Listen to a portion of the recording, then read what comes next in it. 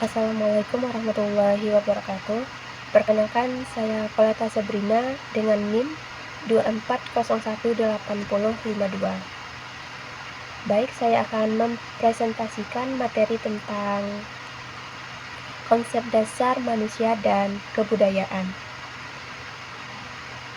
Yang pertama yaitu pengertian manusia. Dalam ilmu eksakta, manusia dianggap sebagai kumpulan dari partikel-partikel yang membentuk jaringan-jaringan sistem ilmu kimia, kumpulan dari berbagai sistem fisik yang terkait ilmu biologi, dan merupakan kumpulan dari energi. Sedangkan secara dalam ilmu sosial, manusia merupakan makhluk yang ingin memperoleh keuntungan atau selalu memperhitungkan setiap kegiatan. Makhluk sosial yang tidak dapat berdiri sendiri, makhluk sosial yang selalu ingin memiliki kekuasaan, dan makhluk yang berbudaya, dan masih banyak lagi. Yang kedua yaitu unsur manusia.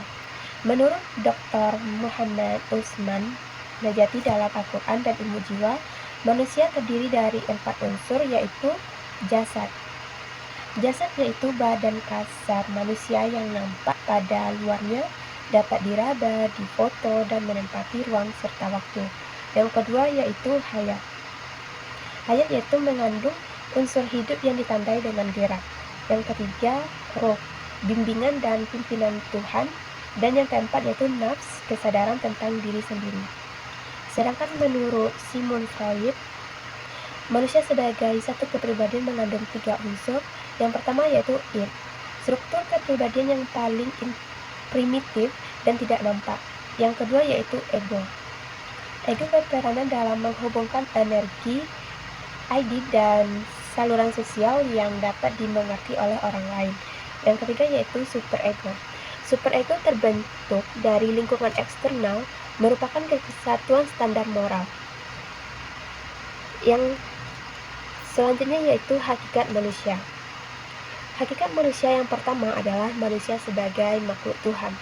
Manusia berkedudukan sebagai makhluk Tuhan yang Maha Esa, maka dalam pengalaman hidupnya terlihat bahkan dapat kita alami sendiri adanya fenomena kemaklukan, antara lain berupa pengakuan dan kenyataan adanya perbedaan kodrat dan martabat manusia daripada Tuhannya.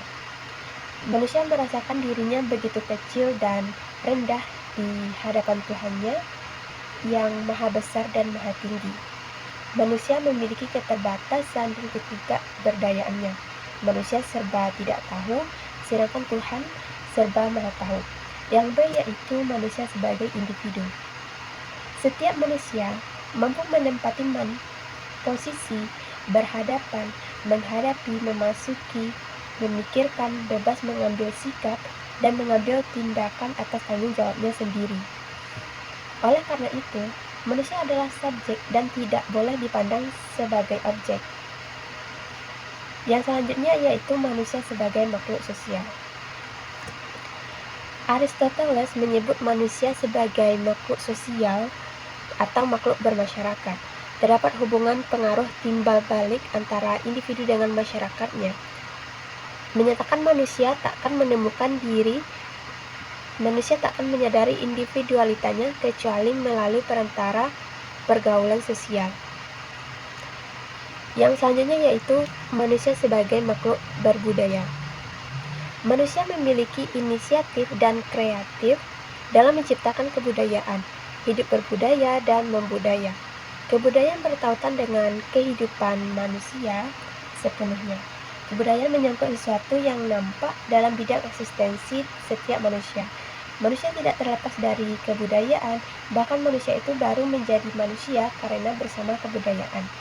Jadi kebudayaannya memiliki fungsi positif bagi kemungkinan eksistensi manusia. Namun demikian apabila manusia kurang bijaksana dalam mengembangkannya, kebudayaan pun dapat menimbulkan kekuatan-kekuatan yang mengancam eksistensi manusia. Yang selanjutnya yaitu kebudayaan. Pengertian kebudayaan terbagi menjadi 2 yaitu secara etimologi dan secara terminologi. Secara etimologi, budaya atau culture dalam kamus besar bahasa Indonesia adalah pikiran, akal budi, hasil. Dalam bahasa Sanskerta, Kata budaya berasal dari kata bud yang berarti akal, yang kemudian menjadi kata budi atau budaya, sehingga kebudayaan diartikan sebagai hasil pemikiran atau akal manusia. Supartono Widyosiswoyo dalam bukunya Ilmu Budaya Dasar mengatakan bahwa budaya berasal dari kata budi dan daya. Budi adalah akal yang merupakan unsur rohani dalam kebudayaan, sedangkan daya adalah perbuatan atau ikhtiar sebagai unsur jasmani. Sehingga kebudayaan diartikan sebagai hasil dari akal dan ikhtiar manusia. Sedangkan secara terminologi, menurut Koncharadiningrat dalam bukunya Pengantar Antropologi, mendefinisikan kebudayaan dalam keseluruhan sistem gagasan, tindakan, dan hasil karya manusia dalam kehidupan masyarakat yang dijadikan milik diri manusia dengan belajar. Yang ke-B yaitu unsur kebudayaan. Suatu kebudayaan tidak akan pernah ada tanpa adanya beberapa sistem yang mendukung terbentuknya suatu kebudayaan. Sistem ini kemudian disebut sebagai unsur yang membentuk sebuah budaya untuk menunjukkan eksistensi manusia. Jadi, Kulekon dalam karyanya berjudul Universal Category of Culture mengungkapkan bahwa ada 7 unsur kebudayaan universal. Yang pertama yaitu bahasa. Bahasa yaitu sistem perlambangan yang secara arbitrer dibentuk atas unsur-unsur bunyi ucapan manusia yang digunakan sebagai gagasan, sarana, interaksi. Bahasa merupakan sarana bagi manusia untuk memenuhi kebutuhan sosialnya untuk berinteraksi atau berhubungan dengan sesamanya. Yang kedua yaitu sistem pengetahuan, yaitu semua hal yang diketahui manusia dalam suatu kebudayaan mengenai lingkungan alam maupun sosialnya menurut azas-azas susunan tertentu. Yang ketiga yaitu organisasi sosial, yaitu keseluruhan sistem yang mengatur semua aspek kehidupan masyarakat dan merupakan salah satu dari unsur kebudayaan universal.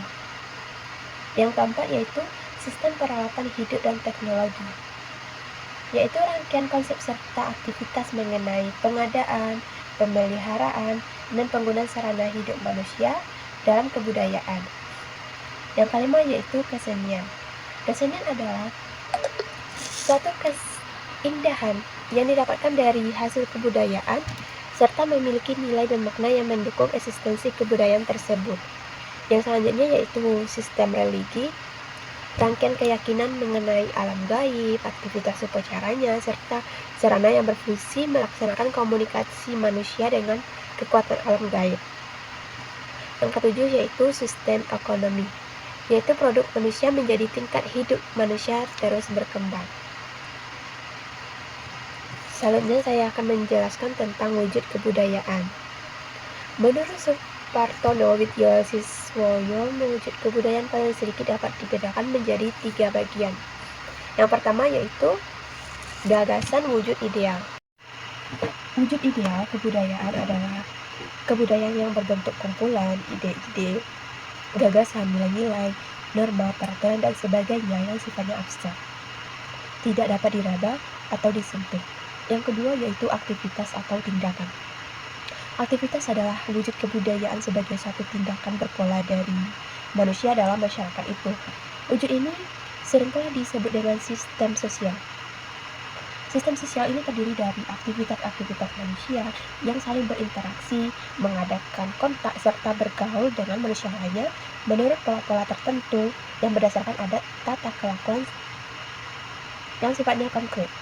Jadi terjadi dalam kehidupan sehari-hari dan dapat diamati serta didokumentasikan. Yang ketiga yaitu artefak atau karya. Artefak adalah wujud kebudayaan fisik yang berupa hasil dari aktivitas, perbuatan, dan karya semua manusia dalam masyarakat berupa benda-benda atau hal-hal yang dapat diraba, dilihat, dan didokumentasikan. Kebudayaan terbentuk saat manusia melakukan aktivitas sehingga dalam berkehidupan sehari-hari manusia tak akan pernah luput dari kebudayaan. Artinya, manusia dan kebudayaan saling melengkapi satu lain. Jadi pernyataan yang tepat ialah manusia membentuk kebudayaan dan kebudayaan membentuk manusia. Karena tak ada masyarakat tanpa kebudayaan dan tak ada kebudayaan tanpa masyarakat. Oke, sekian presentasi dari saya. Terima kasih kepada teman-teman yang telah menonton. Wassalamualaikum warahmatullahi wabarakatuh.